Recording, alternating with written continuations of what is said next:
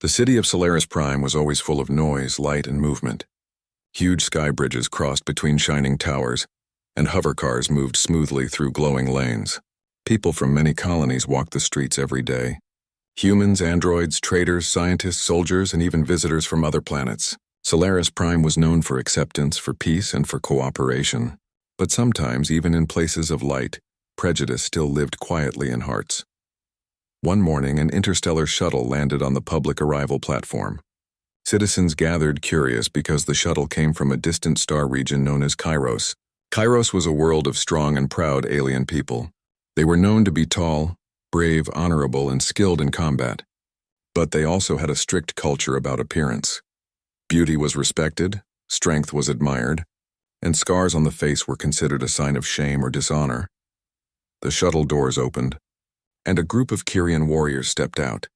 Their armor was dark silver and their skin had a faint blue tone. They looked noble, serious, and disciplined. But among them there was one who did not walk with pride. She walked slowly, quietly trying to stay behind others. A scarf covered most of her face. Her name was Leora. Rumors spread quickly.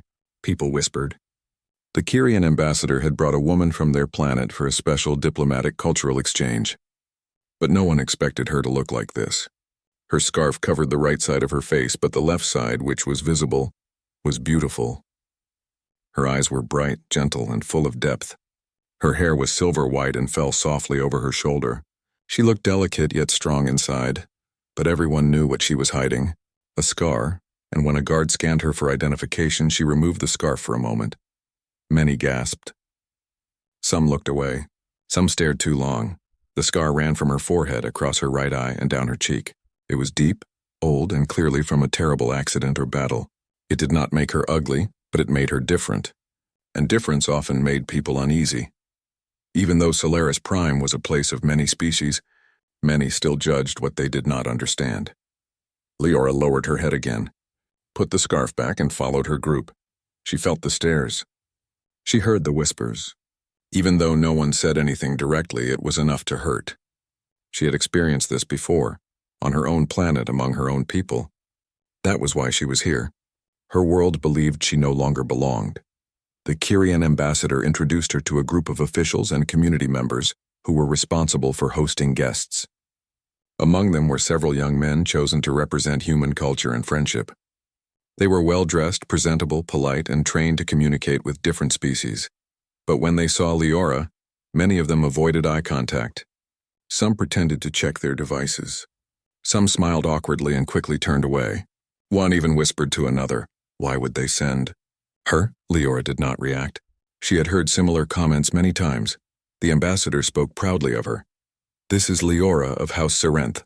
She has strong mind, great talent for science, and knowledge of diplomacy. She will participate in cultural study and exchange with your people." The officials nodded, politely but without warmth.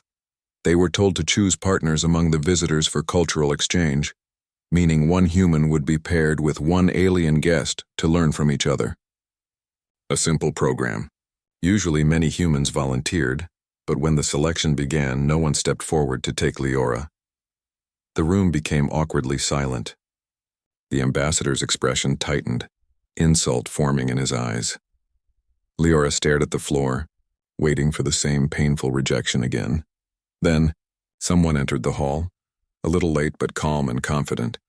A young man, taller than most, with dark hair and bright eyes. He had a handsome face, but more importantly, he had a calm and warm presence. People in Solaris often talked about him with admiration. His name was Aaron Vale. Aaron was known not only for his appearance but also for his intelligence and kindness. He worked as an engineer for the city's transportation system, and he had a natural interest in alien cultures. He walked in carrying a data tablet and bowed politely to the officials before joining the group. When he saw the situation, he didn't hesitate. He stepped forward. "I will take her as my exchange partner," Aaron said. Everyone looked at him in surprise. One official whispered urgently, "Aaron, are you sure?" "There are others, yes," Aaron replied simply but firmly. "I am sure." Leora looked up shocked. Her eyes widened slightly. She had expected rejection, not acceptance. Aaron stepped closer, slowly, respectfully, not making her uncomfortable. He placed his hand over his chest in the gesture of greeting used on her planet. "Greetings, Leora of House Sarenth," he said gently. "My name is Aaron Vale. I am honored to learn from you."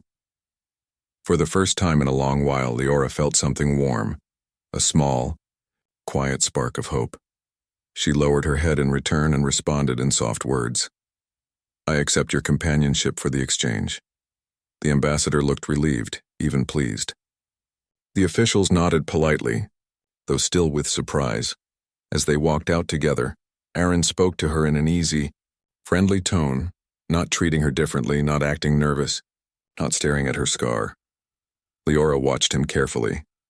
Most people's eyes always found the scar first, but Aaron looked straight into her eyes. Like the scar did not exist. For the first time in years, she felt seen as a person, not a deformity. They walked through the shining city, and Aaron pointed out buildings, explained the transport lanes, and told her stories of Earth culture. Leora listened quietly at first, but slowly her voice returned. She asked questions, she shared small descriptions of her home planet, and her tone became more alive. By evening, they reached the residence where she would stay during the program.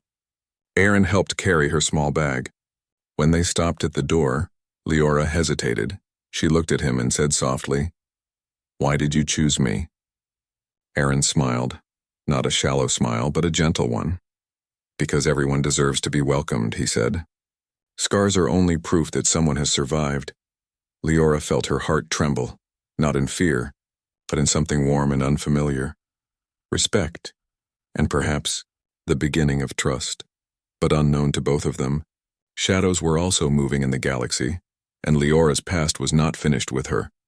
Her scar was not just a wound. It was a sign of something far greater and far more dangerous, to be continued. Days passed on Solaris Prime, and Aaron and Leora slowly became familiar with each other's presence. The cultural exchange program gave them daily tasks, attending language lessons, touring important sites in the city, sharing meals, and discussing their worlds. Aaron did not treat it like an assignment. He treated it like a friendship. He respected her pace, her silence, and her personal space. He did not push her to talk about things she did not want to talk about. Leora noticed this, and because of that, she began to speak more. They visited the Great Sky Garden, a floating park suspended between buildings with trees, flowers, and gentle white birds gliding through open air. Leora sat quietly, letting the breeze move her silver hair. Aaron sat beside her. Her eyes followed the birds. "On my planet," she said softly, "we have sky gliders. They are strong, large-winged creatures. They choose only one rider in their lifetime. If the rider is kind, they stay loyal forever." Aaron smiled. "Beautiful, but also very meaningful." Leora nodded and looked at him. "Yes, on Kiros, loyalty is the most important value. But my people, they did not stay loyal to me." Her voice softened as if a memory had surfaced again, a memory she wished she could forget. Aaron did not ask. He simply waited. After a few moments, she continued, because the silence felt safe with him. "I was part of a research team on my world," she said. "We studied ancient ruins near the northern ridge. It was peaceful. I liked my work. I liked understanding history and learning from the past. But one day a group of raiders attacked the research base." Her hand moved up slightly, touching the edge of her scarf where the scar would be. "They destroyed our equipment. They hurt many of us. I tried to protect my team, but I failed. The explosion left this scar. And after that, my own people began to treat me differently. They said I brought shame, that I should have died instead of surviving." Aaron listened quietly, his expression calm but his heart heavy. "They were wrong," he said softly. Leora closed her eyes for a moment. "Maybe, but belief is powerful. When many believe something, even lies become reality." She turned her head to him. "My scar is not the true reason they sent me here. They wanted me gone. I was a reminder of something they did not want to face. Failure, vulnerability." Aaron exhaled slowly. "Leora, what you survived was bravery, not shame." She did not reply immediately. She simply looked at him, really looked. Something inside her softened. For the first time, she felt understood. Over the next week, Aaron introduced Leora to his work. He showed her the hover rail system he helped design. He explained the magnetic levitation lines and power stabilizers. Leora was fascinated and asked thoughtful questions. Her intelligence became clear to everyone in the facility. Some workers respected her. Some kept their distance. Some stared at her scar when they thought she wasn't looking, but Aaron always saw it. And each time, he gently changed the subject, drawing attention back to her words, not her appearance. One evening, as they were leaving the engineering center, a group of young workers stood near the exit. They had been whispering all day. When Leora walked past them, one muttered under his breath, "Ugly alien. Probably dangerous." Aaron immediately stopped and stepped in front of Leora, his voice calm but firm. "You don't speak to guests that way," he said, "and you don't judge someone based on what you don't understand." The workers grew quiet. Embarrassed, Leora watched Aaron as they walked away. "You defended me," she said in a quiet tone full of surprise. "Of course," Aaron replied.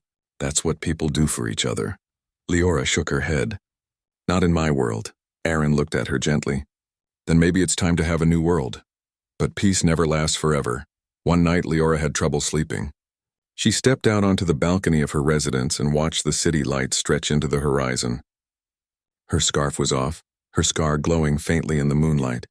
She looked calm, almost peaceful, until she heard the faint sound of something landing on the rooftop above. Not a bird, not a hover drone. The sound was heavier, quiet but intentional. She froze. Her instincts, trained from years of surviving, awakened. She moved slowly back into the room and reached for a small communication device. But before she could press it, a shadow moved outside the window. Tall, armored, with glowing red markings on the helmet. Kyrian, not the ambassador's guard. Not part of any peaceful delegation. This was something else. A figure stepped into view and spoke through a voice filter. "Leora of House Sarenth, you have been located.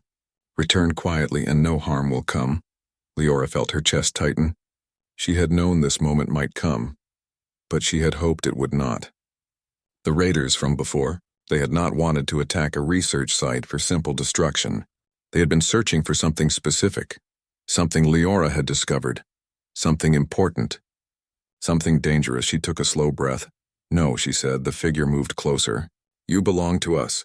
You carry information that does not belong to your house. You were allowed to live only so you could lead us to the location."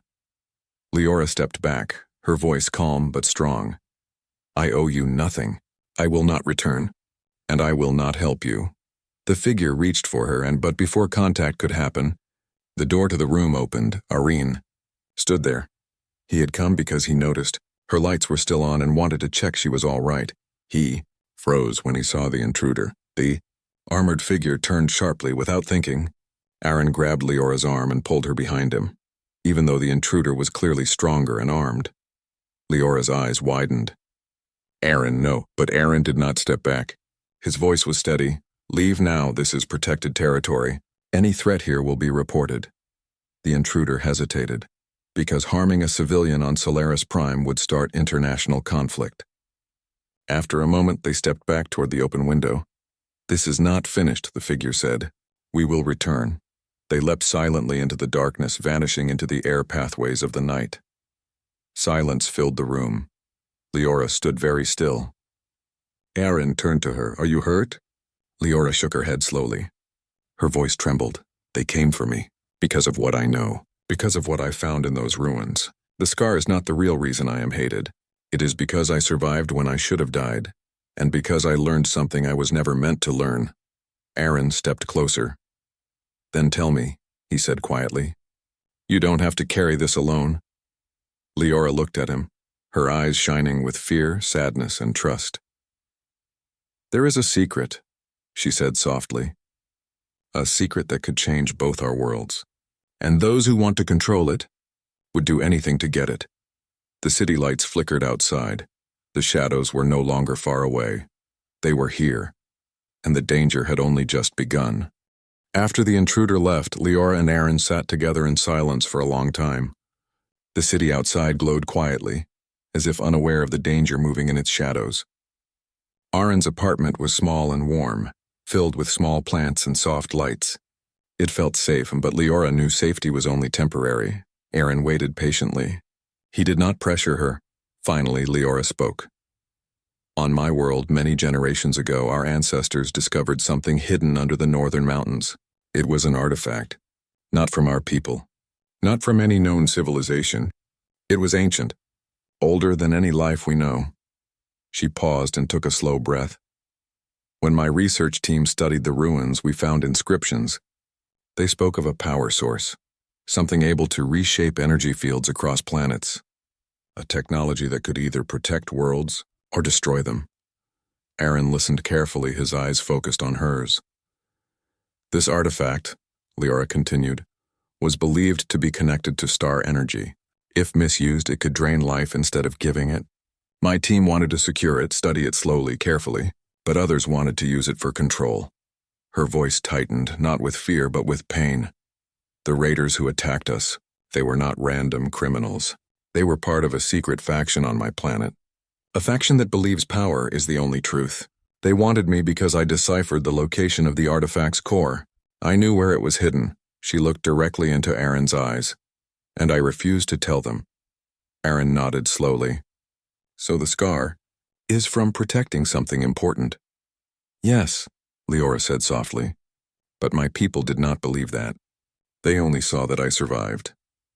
And survival to them meant shame. Aaron's voice was gentle but firm. Survival means strength. You survived because you were brave. Leora's eyes softened. His words were simple, but they carried healing. For the first time, she could say her truth without being rejected. The next morning, Aaron contacted the Solaris Council. They sent security to protect Leora's residence and began tracking unidentified alien signals near the city. Everyone took the situation seriously now. The Kyrian ambassador was informed. His expression was heavy. You should have told us, Leora, he said quietly. We could have protected you sooner. Leora lowered her head respectfully. I did not want to bring danger to your people or to this city. The ambassador sighed. It is too late for that now. They will return, Aaron stepped forward. Then we prepare. We don't run. The ambassador looked at him carefully, as if seeing something more in him than just a handsome young engineer. You care for her, he said. Aaron did not look away. He did not hesitate. Yes, I do. Leora felt her heart tremble again, this time stronger, not from fear, but from something like hope. That evening, Aaron and Leora returned to the Sky Garden, the place where she had first shared a piece of her past. The floating trees swayed in the soft wind. The white birds moved silently across the sky. Leora looked at the horizon. I used to believe my scar made me weak, that it made me lesser. Aaron stood beside her. Your scar shows that you survived something others could not. She turned toward him, her eyes reflecting the evening light. Do you truly not see it as something ugly? Aaron shook his head, slow and steady. I see a reminder of your courage, a mark of your strength, and a part of your story. Leora's chest felt warm, a feeling she hadn't known in years. Something melted inside her, something that had been frozen for a long time. She whispered, Thank you. But Aaron wasn't finished. You don't have to hide it anymore, he said gently. Leora reached up and slowly removed her scarf. The scar caught the golden light of sunset. Not ugly, not frightening, just real. People walking in the Sky Garden noticed. Some stared. Some didn't. But no one said anything cruel, and even if they did, she was no longer alone. Aaron stood with her. But as the sun set, the air shifted. The ambassador's guards appeared at the garden entrance. They have returned, one said urgently. Their ship is nearby. They demand her surrender. Leora's breath caught. But she did not step back this time. She did not hide. She stood tall. Aaron looked at her. We faced them together. She nodded. Together they walked to the diplomatic courtyard where the intruders waited. The leader, the same armored figure from before, stood in the center. Behind him were several others, but not many. This was not an attack force. This was a message. Leora of House Serenth, the leader called out. Return with us. You know the consequences if you refuse. Leora stood straight, her voice strong and calm. I will not return, and I will not reveal the location of the artifact. That knowledge must not be misused. The leader's visor tilted slightly. You think you can protect it alone? Leora shook her head. I am not alone anymore. Aaron stepped forward. The leader studied him. A human? You trust one of them? Yes, Leora said, her voice clear. Because he sees beyond scars. Beyond fear, he sees the person. The courtyard became silent, heavy, meaningful. The leader exhaled slowly. Then know this. The faction that wants the artifact will not stop. They will come again. The galaxy will soon feel their reach. Leora's expression did not break. Then we will be ready. The leader paused, then gave a silent signal. His group stepped back. This is not surrender, he said. This is delay. Use your time well. And just like that, they departed, disappearing into the sky. No battle. No destruction. Just a promise of conflict in the future, but for now, peace. That night, Leora and Aaron stood on the balcony overlooking the shining city. The danger was not gone, but something had changed. Leora no longer felt like a burden. She no longer felt like a shame. She no longer felt alone. Aaron gently touched her hand, slow, respectful, letting her decide. She did not pull away. Their hands remained together, fingers intertwined quietly. Natural. Warm. Leora spoke softly. On my world, we have a saying. When someone stays beside you when the world turns against you, they become your true home. Aaron smiled. Not the charming smile others admired, but the warm, sincere one that belonged only to her. Then let us build a new home, he said. Together.